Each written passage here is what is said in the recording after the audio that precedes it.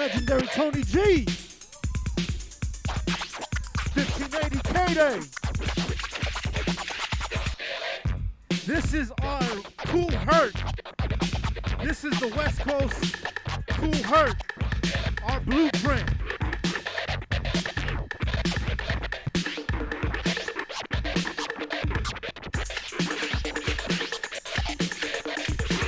Am I lying or rock?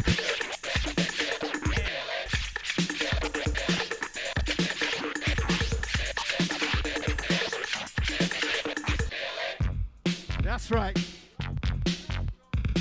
My big brother right here.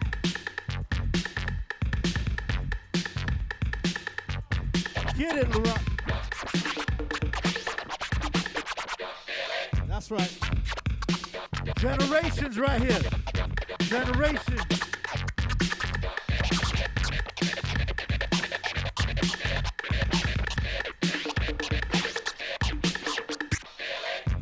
right.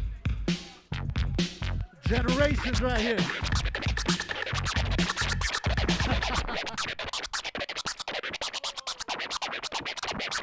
Let them know how you used to do it at the Casa. That's right, the Casa Camino.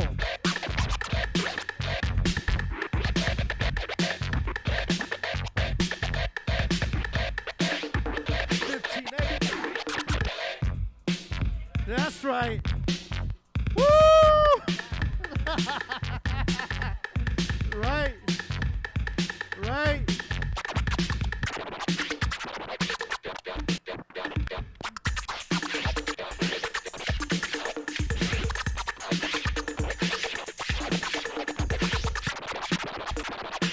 That's right. That's right. Yo. This right here, this guy right here, hold up. You guys are witnessing history right here. The Rock in my line. Yo, this is our Kool Herc of the West Coast. He has pioneered many of our styles, blueprinted many of our styles, from Latin hip hop to dance music to radio to everything. The producer of Welcome to My Groove, who what I consider one of our house musics on the West Coast, one of the first tracks. Some say that it was Savvy Reyes, but I say it's you. I had a group called Days that Julio G was in, Bird Dog. My boy Rich G that sings in the band with Tex now. I did the first freestyle song with them in a group called Days. And no, that was more freestyle. Sabi was doing more club. Sabi did some cool, that's his stuff. We did more of the housey stuff. So a song was called Girl, and DJ Juan V, he was in the group. My boy Earn Dog, little Mario, Rich was the singer in there. He did all the Kid Frost songs, La Familia and Why Can't We Live Together, so that was the first freestyle song that we did. I think we did that right around 87.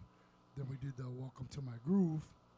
That was with Mellow Man Ace, and that was the second record that we did. Yeah, that was the second record that we did, and Mentirosa was the first Latin. Well, it was Latin hip hop because we did Spanglish. There was a group before us called the Mean Machine, and of course Spanish Fly in New York. Out of New York, it's Spanish Fly. On the West Coast, yeah, nobody on records. No, yeah, we did that. So that's Steve Silk Curly did a remix. So we brought him from Chicago to do the remixes for us and stuff. Because nobody even knew where House was from. We called House Garage Music. Julio brought that because he was on tour in Chicago, and we had friends in Chicago. Took him shopping, showed him what the music was. He came back with all the big hits. And then we brought Steve Silk Curly down here to come and do this remixes for me. So we did all that with the KG samples and all that. And that's my homegirl, Janine, singing on that record. She sang on Unknown's record, Dance Your Ass Off. So that was like a disco kind of housey record that we did. So that was our first little house shit that we did. And there's many different aspects, and that's where the break groove is that Steve used on there, which is like a big deal at that time, to have breaks and stuff like that. They're working with Eazy-E? Yeah. Yeah, we were friends with, of course, Dre and Yella, Yeah, we're all family, and Eazy used to stay at my house and Almani a lot, I recorded his last album and his last 2 tracks. I brought Roger Troutman. He brought Roger out. So we did the last 2 songs with Roger Troutman. I was going to produce Roger's Latin album in Talkbox because Roger wanted to do kind of some covers of Santana music, but with the Talkbox. So he asked me to produce his album, and then unfortunately he went home and he passed away. So he came here. While he was here, Eazy is the one that plugged him in to do California Love. Even though it looked like we weren't doing stuff for people, Eazy was the one that got Roger to go do California Love, because Eazy was the one that paid for him to be here. So we were breaking Roger off, recording, and Roger was just a great musician. Yeah, well, that was it was not getting paid. They owed him a bunch of money, and he didn't get to see the money because he passed away. But yeah, he owned, he had a record deal, bro. It was Dre's production deal. Like everybody else, I had a production deal. I was the staff producer of Ruthless, so I was in charge of all the masters, and I was the staff producers. I said, they came to my house, the groups came to my house and recorded everything they did with Donovan. And then with E, yeah, they had done all those records. When Bone came here to California, that E flew him. First place he took him was my house, and they got to kick it in the house, and they were blazed up and getting the vibe of LA. Yeah, and we finished that. Let them know about KDAY and how you were breaking. That's Kid Frosty and I go back from doing street parties right here, right down the street from here. On Whittier, hitting Club 47 where moms used to go. We used to break dance in front of Club 47 and all the Whittier Boulevard clubs. And I had breakers, friends of mine from the East Coast. Nobody knew what breaking was. So my boys were breaking, like breaking. And nobody saw that in LA. They were like in shock, like, what the fuck is this, Radiotron, yeah, they were involved in the breaking stuff, but that was later on. That was a few years later on. And yes, Oz Rock is a Cuban brother of mine. He lived in my house too. Skate from the Everlasting Force. Big from Let's Hear It From the Boys. The guy doing the head spins. That's the first time you see anybody. Yeah, well, karaoke, guys, because my buddies from New York that walk from here. And Fast Lane, of course, all the freestyle. The reason I know freestyle was because those producers are the Fast Lane. Remember Young Ladies? So Skate, the guy I just mentioned, they're actually great breakers from the Everlasting Force, and Skate is the guy in the movie The Pilot. He's the pilot, dressed in Pilot.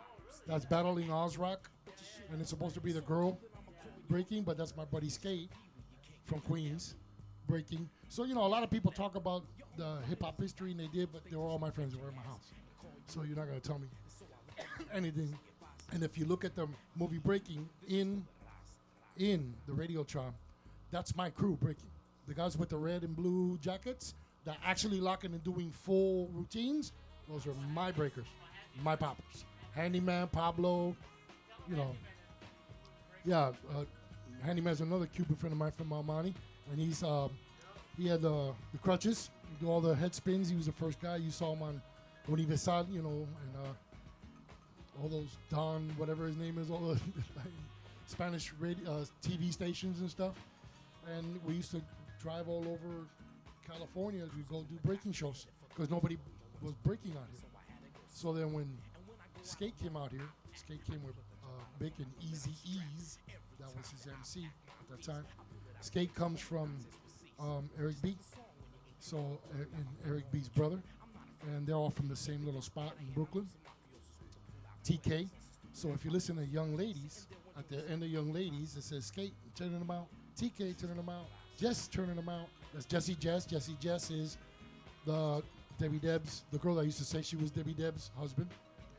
And we're all connected from there. So nobody brought freestyle here because my friends are the freestyle guys that produce all the Tony Butler stuff.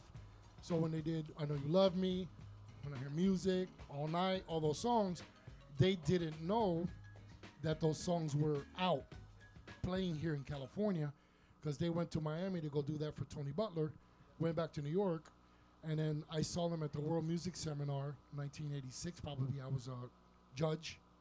That was the year Muggs was in it, and Trace Key, rest in peace, was in it. And I saw them on the street, and jokingly I told them, hey, you got to come to LA, bro. We're going to, your Young Lady song, this one right here, is huge. And they were like, they looked at me like, what are you talking about? We ain't got no record, Young Ladies. So they had no idea that these records were being played in LA, and they were huge. They had no clue. So I went back to La Casa, told Louis Romo, yo, I got a hold of the homies. We're going to fly them out here. They don't believe that they have a record out here. So me and Louis got money together. We flew them out to the Casa because I used to lease the Casa yearly. I used to lease the Casa Camino Real, rent it to the promoters, and we brought them. And then with them, we brought Nice and Wild. We brought Nice and Wild. And then TK, so TK, at that time his wife was Brenda K. Starr. You know, she did Let Me Be Your Angel and all that. So so you know, we all know each other and we all been together like that. And when Charlie Chase came to California, came to KDAY, got him on the radio because he was one of my favorite DJs at that time. So Whip a Whip, we met through KDAY. He was staying in the military in the Navy in San Diego. That's the Fantastic Five MCs. So he was a Spanish singer rapper, right? So he's the one that connected us with the whole East Coast people coming to LA. And then we put him on the radio. And then Dada Rock and him used to come to my house and record at my house in El Monte. The guys from Wild Style, the creators of hip hop, the guys you see on the commercial right now, Nike. Well, I'm the Theodore, and I rock. So that's that crew, Cold Crush Brothers against the Fantastic Five. So those guys would stay at my house and record with me at my house in El Monte. Everything, all the new music we were doing.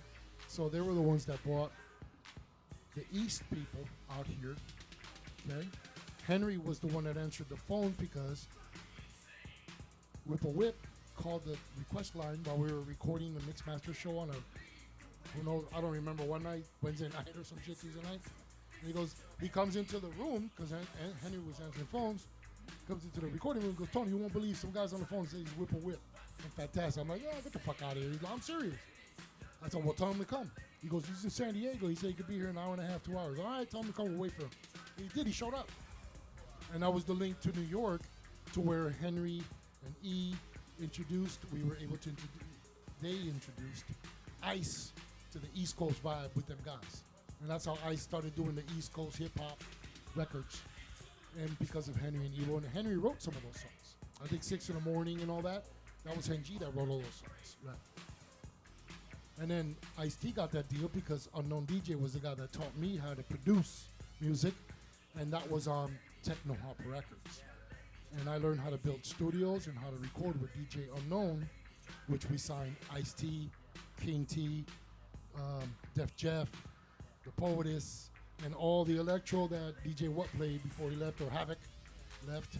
Yeah, that was all done in Unknown's house. And that's how I learned how to make music electronically, was with that gentleman. No, I did La Raza on SP1200.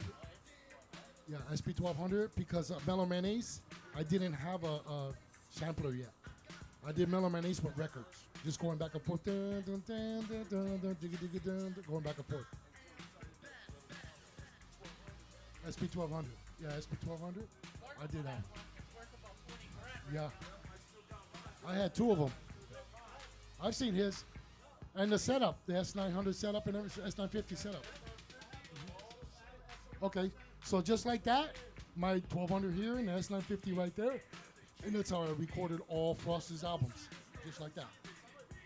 So Tony is the one who actually really showed me helped me produce house music, and that is a fact.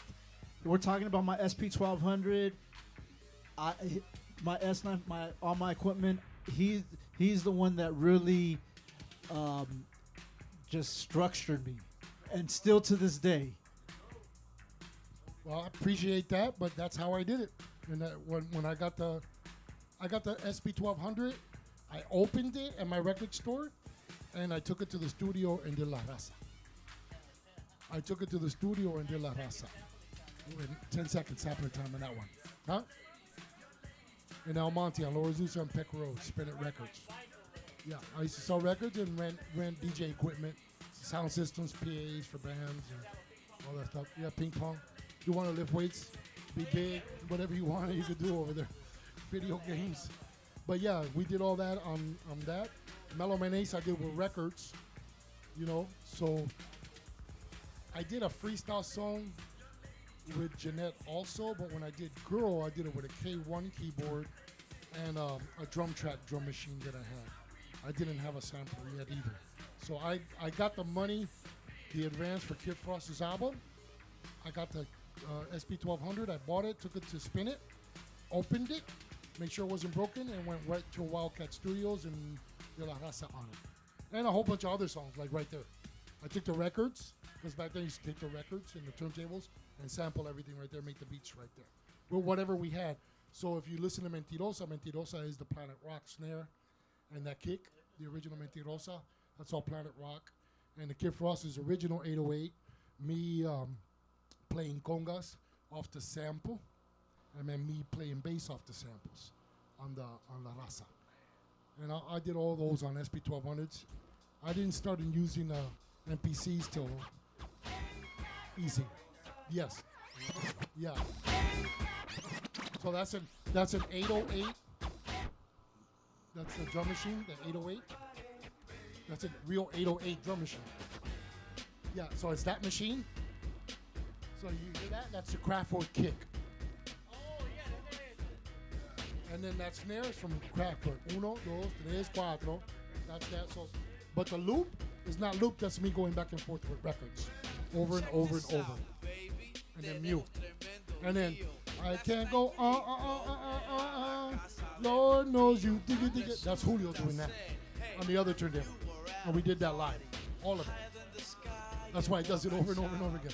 And that was done on an 8-track, no, a 16-track reel in the Dust Brothers studio in Hollywood with the Dusties. Yeah, and because Mario left that studio because he had just did a deal with Beasties to start doing Beastie Boys. Yeah, and my cousin Juanito is the guy that, he's the percussionist.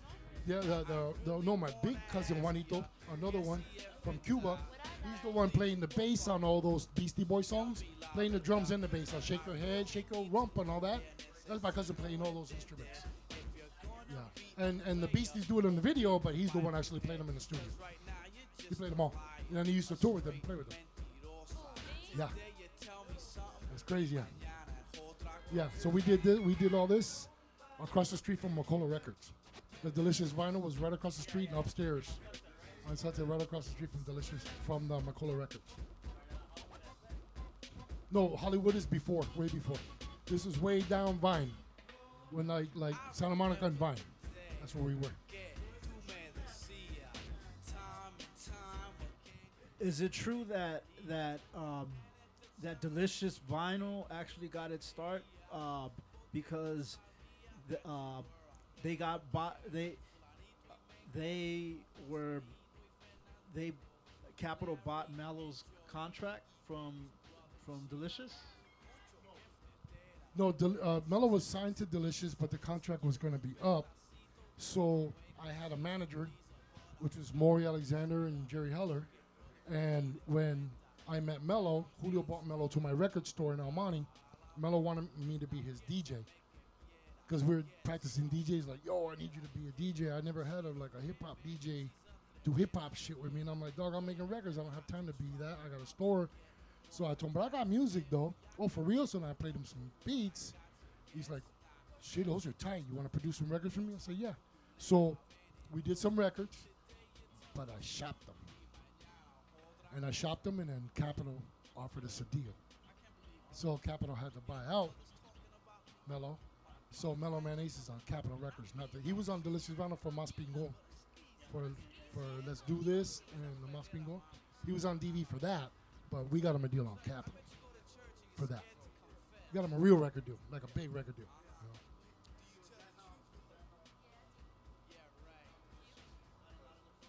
Well, no, well they had of course Young MC, and Tone Loc. That just took them to another level. Their funding was independent. Whatever they had, whatever they did for the Do This, it was all small record label. Def Jam was on a label. He was originally with Unknown though, with DJ Unknown. That's Give It Here. Don't hold it back. No, that's all on. Yeah, that's all on. That's all on. Yeah, that's all. Shit, Give It Here. That's all Techno Hop Records, the original ones before that. Yeah, Give It Here, and of course. King T, the Coolest, and all that was on Techno Hop Records. So me and Unknown built the studio on 8-track cassette, because Unknown switched from reel to reel to 8-track cassette. Unknown, that's when I learned how to rewire a studio. We built that studio with King T sleeping in the other room, and then he recorded the Coolest and pay back some other. While he was in the house in Compton, in the room, waiting for us to finish plugging everything in. and Unknown had the beat already, and we did those 2 songs. And then I got iced a connect with Unknown DJ, and once he met Unknown DJ got him in advance, and we did Dog in a Wax. And I was Dog in a Wax, and You Don't Quit was You Don't Quit, Dog in a Wax, and then 6 in the Morning. And that's all Unknown DJ. That's when I went to rap, gangster rap. Yeah. Well, not that girl on the song, but the girl that was in the group that did everything with it was my little cousin Lisa. She passed away. Yeah. She was doing all those shows. And she had her own deal with UTFO, and she was putting out a whole record. We had a whole record coming out. Whole album we had with UTFO. Whole Kango Kid. So Kango Kid used to date my cousin from UTFO, and she got a big ass record deal. And I was producing the album, at that time. Big time. We were gonna do a super record that we were working on at that time. So my other big brother Aladdin, he always talks about how you used to cut up Lisa. That was his favorite record that you used to cut up. Lisa. No, the Don't Stop. Yeah. With the full force production. With Bow-Legged Lou and that whole little crew. Yeah, we used to kill that record. Don't stop. Don't let it go. That's when they're using the samples. Yeah, like what all the electro do now. You know, with the sample. Back then it was a mirage, so you only have 1 second. So like this, it's 2 mirages. Say, ladies and gentlemen. 2 separate mirages. Hitting them like this. Yeah, in Sonic. Mirages. Yeah. Oh yeah, way before this song. Yes, EPS. Then it became the ASO term. Yeah. That's a trip, huh? So the other one, Calling on the Dream Team. Don't dream. So I found that record in the Benz at KDAY. KDAY was never going to play that record, right? And KDAY didn't really want to play these. Gemini was the one that hit me to these West Coast style records. So in the room, Greg would get music day like Tuesdays or something like that. And then he would be looking through all the record stuff. So I would go in the bins and just go snatch up records, see what the fuck they had in there, because they had record bins. So that record right there, right? So I pulled this out from the bin. It had been made like a year or so before, right? And I showed it to Gemini. I go, hey man, they got this record too. And he goes, yeah, that's pretty tight too. So that you said, hello, may I speak to? So I took this record home, bro. And I heard that little break, and I had something, hello, and digga. I started playing that song on the radio, blew it the fuck up. But that song, KDAY wouldn't touch it. Yeah, because they wouldn't touch it. Because KDAY didn't have that ear. The KDAY didn't break any real records. KDAY played big records that were already big. Like from the East Coast, like Uncle J Radio, and like Hard Times. Roxanne, of course. And that's pretty much it, bro. Bobby Jimmy and the Critters and Egyptian Lover. Rudy and Snake. And Richie Rich. The homie Richie Rich. He produced played keyboards and all that with the Dream Team. So he's part of the group. So KDAY didn't have that ability. They just play with everybody else. KJLH played some hip-hop records, more pop and funky soul, but not hip-hop. So to KDAY, that was hip-hop, right? But this wasn't. This was more to us like electro cut up, but they wouldn't play this record. So when I got to KDAY, I played hip-hop music. They didn't know what the fuck I was playing. And then they called me the next day and told me, hey, bro, you did a great job, but we need you to play more like hip-hop. And I was like, what the fuck are you talking about? But they were cornballs. They had no idea. They didn't like rap music. They never thought it was going to do anything. So all the glorification from anybody that's involved in KDAY, if it's not the Mix Masters, it's all bullshit. Because they didn't want nothing to do with us or the groups until we started bringing the groups and doing sold-out shows. Then they forced Greg Mack to have other DJs show up and MC at the shows and get paid to be there, even though they didn't like the music. and didn't even want to be in the venues at all. They wanted nothing to do with us. I never got paid $1 for KDAY, not $1. And everything that was done on KDAY was done on my turntables and my mixer. Everything. Those shows, all those shows were my system. Unless we did big venues, then we would use like Jimmy Travel's system. The Casa was mine until I would take my little systems, and then Jimmy Travel became the guy for us for the Casa. And for the big concerts, you know, we would use Jimmy, or there was another, or it was Sal. There was a couple guys, but Jimmy was the one that had like the Super W bands and all that, the dual 18s and shit. And everything on KDAY recorded was done with my mixer, my turntables, my needles. The guys couldn't even afford needles. Aladdin had one turntable, Tracy had one turntable. They were lucky if anybody had two. M-Walk, he was a little bit better off, so he did have two turntables. Gemini had his own turntables, but he didn't really take them anywhere. And back then they used those giant coffins with the long GLAs and shit. My coffin was this, with the small 1650, and I made those are custom coffins made by my uncle that nobody in LA ever used. No DJ in LA DJ'd like this, flat. Now, no, not battle style. I never DJ'd battle style. I learned how to battle style in the 2000s. 2008, I think, I started doing battle style. I never used battle style. Mine were straight. But I'm saying in a straight coffin and flat everything, that's my style. No one in LA did that. Everyone had little slanted coffins or the big ass giant coffins. Nobody had a box, a square box. Yeah, the 1650 was the one. Yeah, that was the one. Yeah, of course, that's the one for battling and for tours, right? But no LA DJ was doing tricks like I was doing, so they never had those mixers. None of them.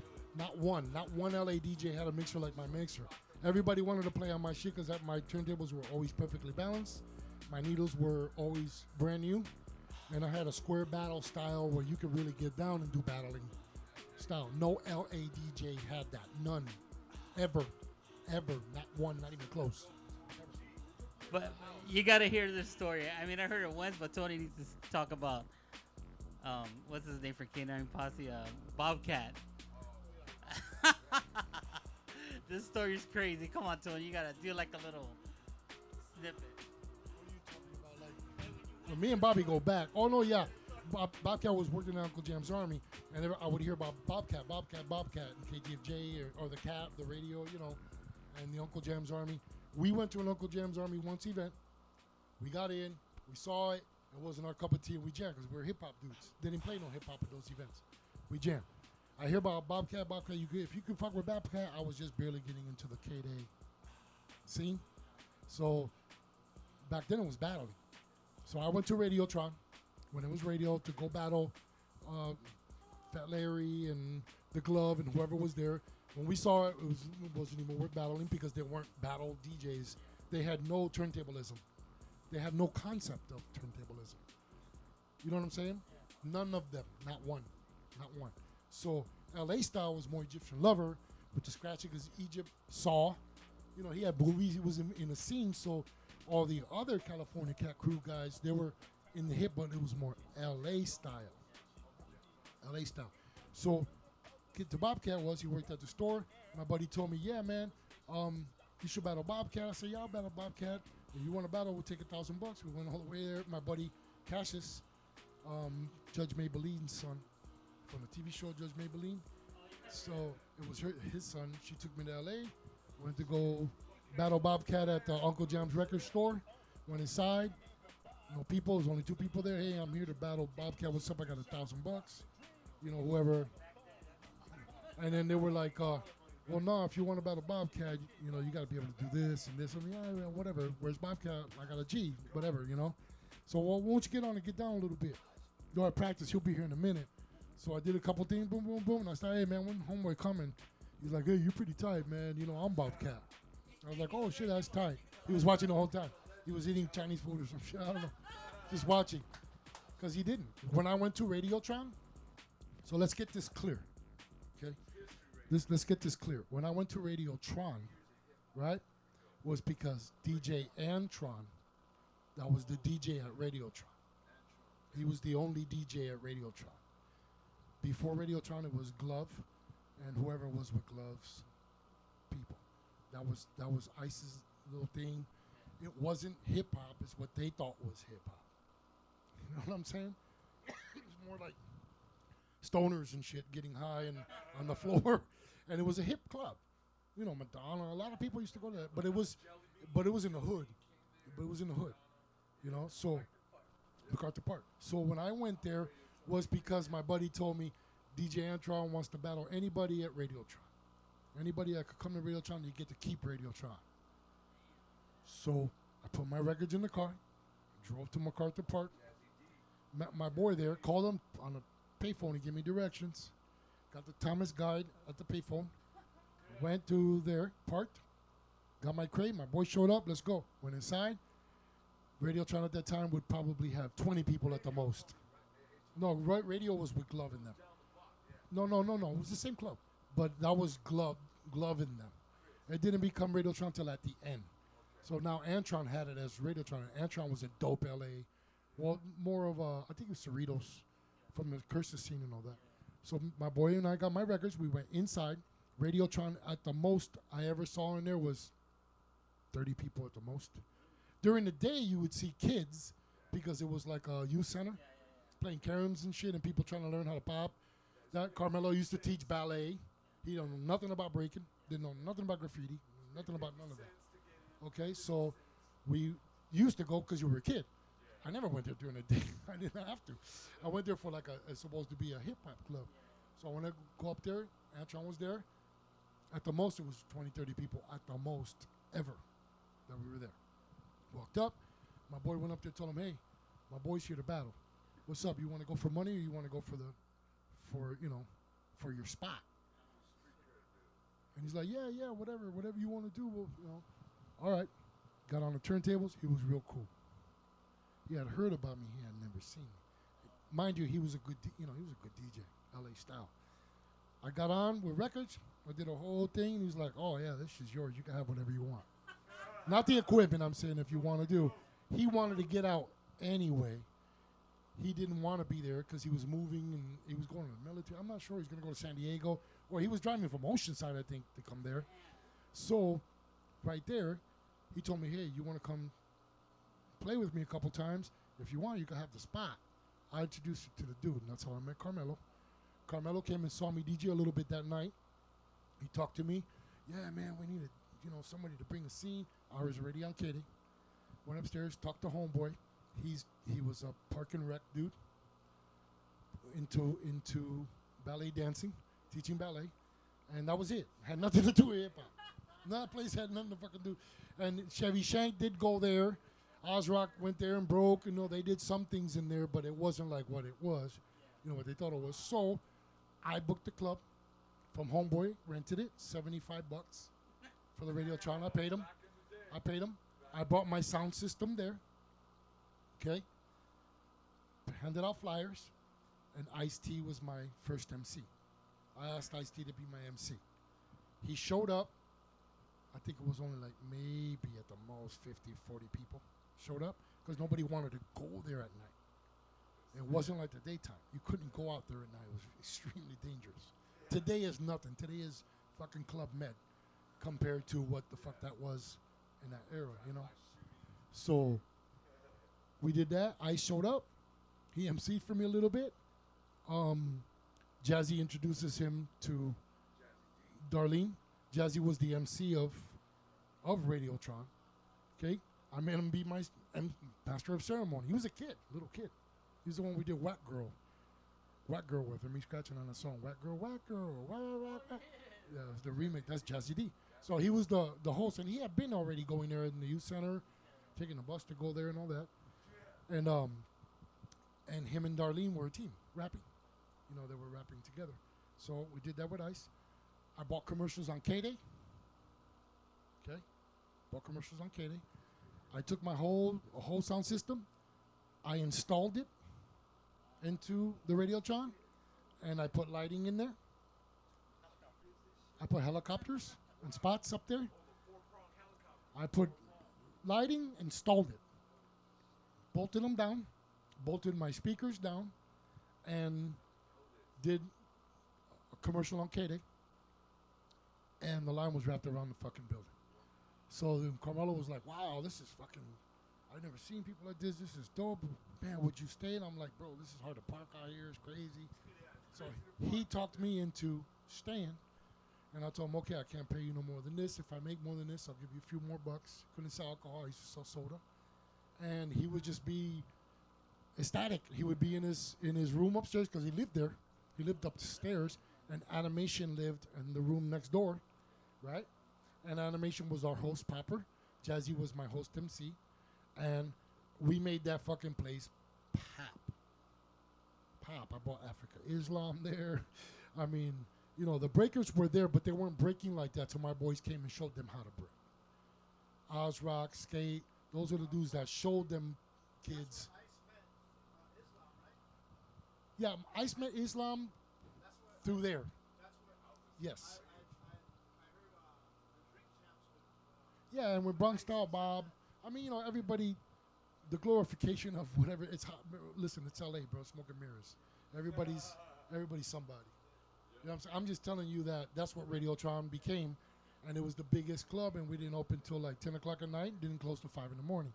So now people from Almani, Rosemead, from all over the fucking place, the valley, they were driving to this club that they knew they were going to get fucked with, because I had the biggest fucking security guards anybody ever seen in their lives, ever, you know, and we kept it on deck. No drugs, no alcohol in the club, no fighting in the club, and it was just hip-hop. And then breakers and poppers. So the baddest poppers, of course, the Booyah had already been going there before through radio and doing their thing, but now poppers and all the dancers from Soul Train used to come because it was the only place you could hear hip-hop music and R&B.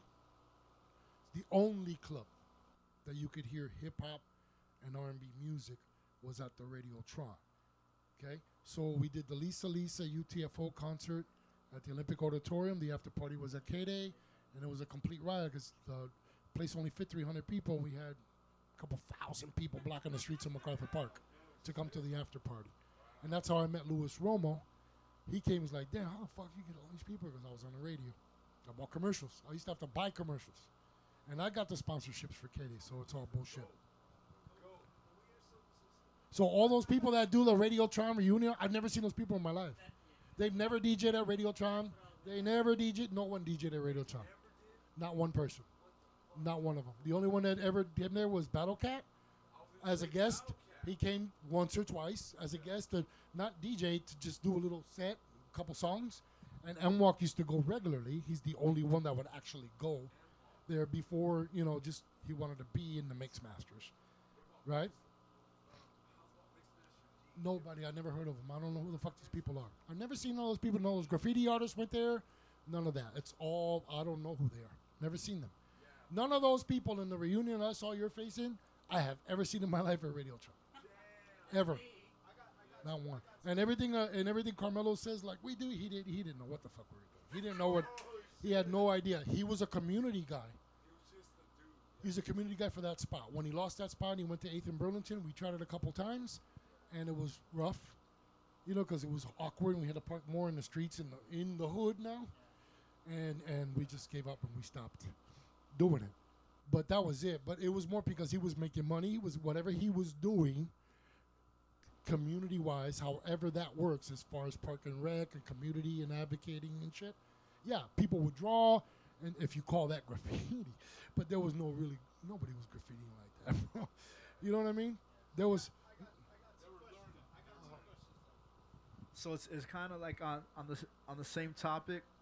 So Aladdin speaks highly of you, and he talks about when he was still a kid and just trying to get on, and that when you guys were at the Casa Camino, and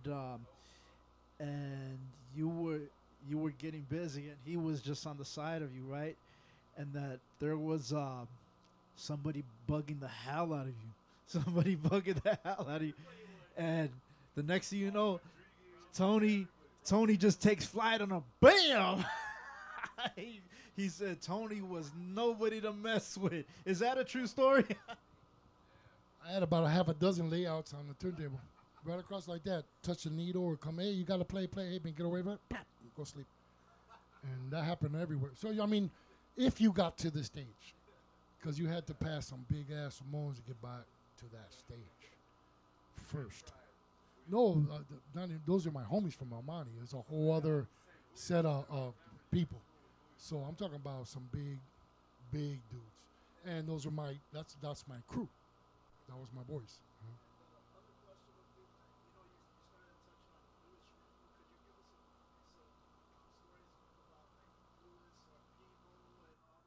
Well, people, I just knew people from the record stores. He worked at Exodus Records sometimes. And that was it. And he was being a producer. They did the electronic. They did that Wake Up song. And they did that with that little, with Stop with that little group with Sabby and some of those guys. Sabby was a little bit bigger because he had that Crazy For You song, you know. And no, they already had JDC. And people used to work at JDC, and I used to go sell bootleg records to JDC. Not bootleg records, like records. So if MCA would send us 500 records for promo, and they sucked, I would take them to JDC on a Sunday or Saturday morning, 10 o'clock, 9 o'clock in the morning, and then they would throw all the records out and keep the labels and the covers so they can, whatever they were doing with the label and the covers. And that was the hustle. Thousands would be suck.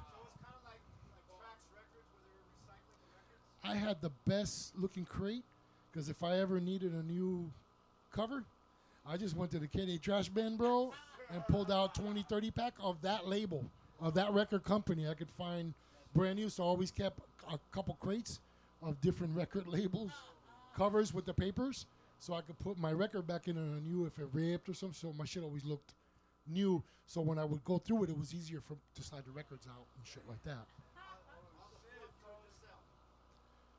No, they would melt it and make it disappear.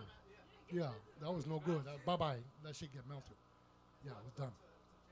Then that would get melted and sold right back to McCullough, which McCullough didn't impress it. Now McCullough would have like legitimate acrylic wax, and they would melt that and press bootlegs and whatever the fuck else you would want to do. And that was the hustle. That was just, and Peebo didn't do that directly with me. I'm not saying like Peebo did that. I know he worked at JDC and he sold his little Italo disco, and he had, you walk in a room like this, bro, and he had, bro, it's like a car showroom with a Honda in it or some shit, and the guy sold some records there. And that's where you had to go to get like some of the Italo discos and stuff. You had to go there and get them from him. Maybe not even Moscow, like the more moderner remake of that. The electronic sounding disco. Not the Cerrone disco. The LA high energy. You had to go to Peebo. You had to go to Peebo to get that. There. Yeah, you had to go to JDC to get that stuff. You know? But that was it. Then, as far as production and stuff, that's what they did. That was pretty much that I know of. I mean, I don't know. Then he went to go work for Thump Records, and those are the biggest bootleggers ever. So we wouldn't fuck with those people. People changed his life. I know he used to DJ at clubs, though, like Baby Doe's and other clubs. People has been a staple DJ here for a long time, for sure. Who else did you mention? Oh, Lewis. Well, yeah. Well, Frank Del Rio was partners with Victor Aleman, and Victor lived in Almani. He's the guy who used to take me to clubs. That he was a DJ, and I got to actually. He was in Black Tie. That's what really got me more into like mobile DJing because of those guys. Yeah, no, he used to DJ at the arena. We were just talking about that in the back of Circus. In the back of Circus. I don't know, bro. I never went to. I went to Circus one time, and it was just too adulty for me, and it was a different style club for me. No, not kinda, but that was the scene. So, like I was talking with Jesse, the gentleman who introduced me to, I told him Circus was the Studio 54 of L.A. But those are more backyard, set up a tent, and those were local promoters. Those are the local legends, like Huey Louie emceeing, and some of the older disco guys that used to do like the disco scene in LA. Caesar was, Caesar did Brandy, but Caesar was more like Floating Gardens in the big time during the ballet days, Wham and ballet and all that. Those were big when we were bumping Rick James, Super Freak. He was promoting that club, the Hollywood clubs. You know, Caesar Binner, and there was other promoters, and of course they're all gonna Tropicana. You know, they all had their moment because they had it's the scene and then their scene. You know what I'm saying? Caesar was the scene, Optica, Teddy Boys, Wham, Ballet, you know, and more of course. There's just so many and so many dope DJs before that too. Radioactive from the SGV, Louis, you know, those were the big SGV promoters. Capacity Boys, those are the SGV boys. Right? Those are the SGV boys. Then you had the East LA boys were, you know, different. Right? Yeah, and Teddy Boys was more Hollywood already. You know, these are older dudes. Huh? No, I never did Rudy's Pastas. No, I never did nothing like that. No, I would never go. There was no money for me to go there. Nobody listened to that music there. You know, we would rent our own clubs and do our own halls, and we would do halls. Yeah, Kennedy Hall. A couple times we did Kennedy Hall. Yeah. But those are East LA promoters. We're from the SGV. So they were legends in their spot. We did it professionally on the radio and did concerts and show and brought groups. These are local. You're talking about the local legends that had their. Every time I meet somebody, my dad used to DJ it, blah, blah, blah. My dad used to do this club. I'm like, dog, your dad and 700 guys on the flyer. That didn't mean nothing. But only 20 people got to DJ the whole 40 people got to DJ the whole night because there'd be 300 fucking people on the list. So it's just overblown, you know. But there were Latin legends. Those dudes were the legends of the local. The spots that nostalgically everyone knows. But when you talk about Circus Disco and stuff like that, and Geno's, none of those guys were involved in none of that. I never saw them there. And I went there. I was going to Geno's when I was 15 years old. And, you know, I forgot the other club. I was telling them where they filmed that God is Friday, all that, across from Benihana's. And those were adults who were going there. No. I'm talking, those are all local legends. That's all Thump Records. You know what I mean? That's that scene. We had nothing to do with that scene. And that scene wanted nothing to do with hip-hop or R&B or our style, funk or freestyle, none of that shit. Freestyle became popular later on, so now the freestyle thing is just the people from our era that, you know, in the little 8-year span of women that like that music and guys like that music that are now adults and can afford to go to those concerts and go regularly to Bobby's concerts when Bobby's doing those big freestyle concerts. Bobby did them big because he brought everybody. So those were the first time those artists ever even performed in a big ass venue. Yeah. Mm-hmm. Yeah, Side Streets. Lion Printing. Yeah, Lion Printing, all that. Yeah. But they, you know, like I said, all LA has their legends and everyone had their era, and these guys are older than the scene guys. And they had, this guy had, and at the Casa, there was different people that would have the Casa at different times. When I met Louis Romo, me and Louis rented the Casa for the whole year because somebody bought it. We went and negotiated with the lady. Louis needed 30 racks, and I had it, so we went to the Casa. We rented it out for the year. So then Teddy Boy Caesar used to rent it from us on Friday, but he couldn't promote like we did because we had the radio, so I used to do Friday Night Live, and that was Caesar's day. And Friday Night Live, we would play hip-hop and stuff like that. And then Saturday, me and Louis would do the freestyle, disco, and all that shit.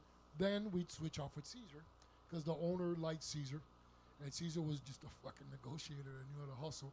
So he convinced her to work it out with us and give us a cut so he can get a Saturday. And we would switch off Friday and Saturday with C's because he was the homie anyway. You know, and to me, he was like a legend dude. Promoting in the scene, you know. And yeah, all the people used to come to there, but we had it packed. Like we had it packed. I mean, I brought Salt and Pepper there, you know, Sarah, Jameer, Debbie Deb, Houdini. Oh God, it just Kid and Play, and 51st, the Bahamas, New York City. Yeah, Yeah, we brought everybody. Everybody, bro. Everybody in Rakim, you name it. To the Casa Camino Real. We built a stage. We built a stage in that place.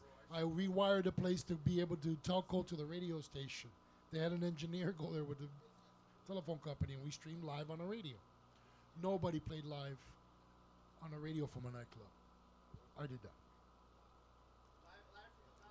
Live from the casa. Live from a nightclub, playing live while you're on the radio. No one ever did that. The first. From a club. And playing live. So it was hard for the DJs because they didn't have all the music. They weren't ready. So I used to have to sit there so the bad words would go out and, hit the clicker. And then as the DJs came more to record their mixes stuff, they got better.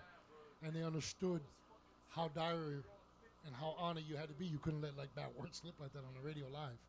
So all that, the mic, everything was live with my system, my mics, my cords. Scala Rock's first show was with my sound system at World on Wheels. That was Scala Rock and KRS-One. You were the first to go live in a club. Live. And Friday nights. Friday Night Live for 4 hours. We'd be on the radio, bro. And when we get on the air, we could have 700 people there. Get out live on the radio, start saying where we were, bro. The first one we did was with Bobby Brown when he went solo, right? So we did that at World on Wheels. First one we did. Okay? Bobby goes solo. Greg's really plugged in with MC at that time. And Bobby needed help. He was by himself. He was fucking up. He got kicked out of fucking New Edition. So we did a Friday at World on Wheels. He was solo now. He was solo, right? So I show up. I already had put the sound system in. I used to have to get there at 1 to check the lines and everything, then go back to Almani and then come back for the gig or sleep in my van till the gig happened, right? Right next to Goldenberg. I would eat at the Goldenberg where Jenna did it, what have you done for me lately and all that. So Bobby's in the car, smoked out with his homie, going, hey man, you think people finna show up? And I'm like, I think so, bro. I mean, I hope so. There was some girls there. I forgot what song, Tenoroni or one of them song by himself. When he went solo, I can't remember. I can't recall the song, but I'm sure it was one of those songs, right? So, bro, we went inside. He came inside to the bag, man. Hope people show up. I go outside, and there was a line of girls, bro, wrapped around World on Wheels. Sold it out. And we started his solo shows like that. He did his first show with us, and he was dating Real Roxanne at that time. He's dating the Real Roxanne. Yeah. I'm the lady devastator. Rain and Sybil. With Howie T. Yeah. So it's crazy. Yeah. So yeah, Bobby did his first shows, and I think that was Greg's first that we did. KDAY did that Friday Night Live. Then the next one we did, we did 6 in the morning because we did a clean version. So we used to have to do clean versions. I used to do clean versions with the song and the instrumental. So every time the bad word came in, I just muted out the fader, and I would do them on live every time, until I did it on a 4-track cassette on a mix, and it dawned on me, I could just make them like that. So Greg would have me make them so he could play them on the radio, records that didn't have clean words. So I would do them on the 4-track, and I take my 4-track, and Greg would copy them to the carts that would play on the radio, so they could play clean versions. Insane, huh? No, it's just necessity. 02. Cam Star. No, I had a 424. I had an 02. 424. Yeah, 424. Unknown DJ bought me that. Unknown DJ got me my first 808, my Max 6-track, and that 4-track, and plugged me in MIDI. And Def Jeff came and recorded in my house in the Polish. Yeah, he didn't even have a record out yet. And he was using an SP12 with no disc. So when you were done with making your beat and you recorded it, when you turned off the SP12, the beat was gone. So you always had to take the records with you and then recreate the beat every time you went to go do the... Yeah. Hey, so 2 Live Crew shows up. Two Live Crew. I had booked Two Live Crew, right? Nobody knew who the fuck they were, right? Mr. Mix became a friend of mine because he's a dope DJ from Riverside.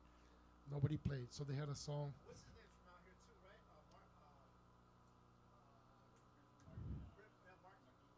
Marky, but Mr. Mix is from yeah, he's from Riverside, and out there, San Bernardino area. So yeah, so they came to do a fucking show at Radiotron, bro, and they came with a DR, Dr. Rhythm, this big, a Dr. Rhythm with batteries, bro. So it didn't have no memory. So for the shows, between songs, he would have to remake the beat. With, I swear to God, with a headphone jack and with lights. That's why the lights would blink, like on the 808. So you would remember what number the patterns were for the hi-hat and the kick and the snare. They'd remake the beat and then do the next song. Every song. Every song. No, not SB12. This is way before SB12. It's a Dr. Rhythm, little square box, this big. This big. And they used to have to remake the beat. Remake the beat because they had no memory. No memory. But Def Jeff was the baddest one with the SB1200. With the SB12, didn't have no disc or memory. And Def Jeff used to come with the records and resample all the parts perfectly and truncate everything and make the beat. And we'd do the demo and come back again and he'd flip it again, however he had to have it, and flip it again and do it again and again and again and again because there was no hard drive. No memory, zero memory.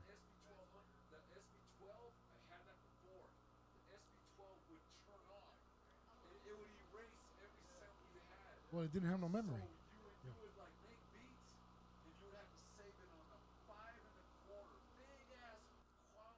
Yeah. No, that's if you can afford a Commodore, but nobody had that. You didn't have no money like that. Yeah, nobody had money like that. Well, my first computer was an IBM custom made with the floppy. No, it was just a plain old IBM, bro. I paid like $3,000 for like 3 megs of RAM or something, like 2 megs of RAM, and it was with the interface, with a MIDI interface, and I paid $500 for the MIDI interface, the little box with a SCSI card. It was another $500 for the SCSI, for that, and I made MIDI there and recorded the MIDI so I could run multiple looped when they put through in MIDI. Then I made a custom Yamaha laptop, custom Yamaha studio laptop. Very few ever made. If I still had the laptop right now, it was no joke. So I had 2 ins. No, it was a Yamaha laptop. No, a laptop, a computer laptop. Before there was laptops, a Yamaha laptop. It was $9,000 for that laptop at that time, right? And it was only for music. 2 MIDI ins, a MIDI through, and 8 MIDI outs.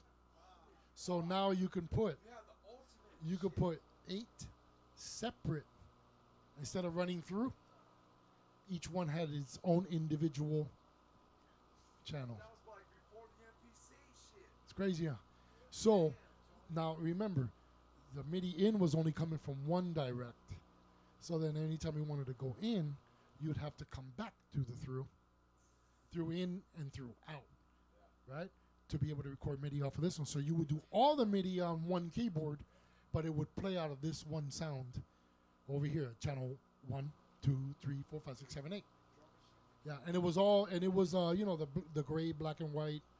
What the fuck you call that shit? You know, the way laptops work back then. It was blue and the little blue. Yeah, that was it. And everything was with cursor. Well, no, to get to where the parts. So it was Cubase. It was Cubase. It was called Cakewalk.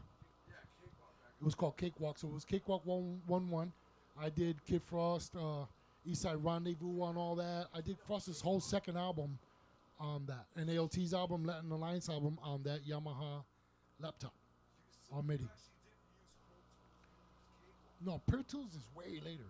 Yeah, Pro Tools came. Sample Cell before, and you had to have big fucking money. You know how much Sample Cell cost, bro? God, 80 racks and shit for one of those type of samplers. You know, nobody had that kind of money. Nobody. You just to get those kind of, bro. I saw one the other day, emulator. I used to be in this emulator in the studio. It was like 90 grand for that fucking machine. So that machine used to run everybody's shows. It was the Milli Vanilli for everybody's concerts because it controlled everything with audio. Say 90,000, 100 grand. Yeah, it's an emulator. That's all it is. Emu. Well, people had the DMX drum machine, of course. That was the one. Then when the Emu came out, the emulator, that was like all the Fly and all that shit was all that. That was all that. That definitely wasn't SP1200.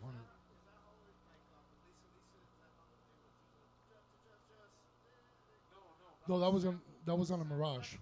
That was on a Mirage keyboards. Yeah, Mirage keyboard. Yeah. Well, maybe EPS on that one, the one you just said, because you're talking about 4-Force. They have big money. They can afford EPSs like that, but definitely not. Before that, it was a Mirage. Yeah. Usually it was a Mirage. If you can afford an EPS, you were good. All right. Yeah. Thank you to Tony. Tony gave us like a good almost hour interview right now, man. Woo! Thank you to Tony G. I'm actually going to stop this and we're going to record again because Larry, man, come here, Larry. He is our Cool Herc of the West Coast, right? Man, did he drop some knowledge right now? Bro, I'm telling you, dude, Tony, he knows a lot, dude. He knows who's the real deal people back then. Like, but he's very humble. He won't say nothing, but you know, he's behind a lot of this whole original. Yeah. Yeah, man. Like Tony, telling you, he's the goat, the real goat.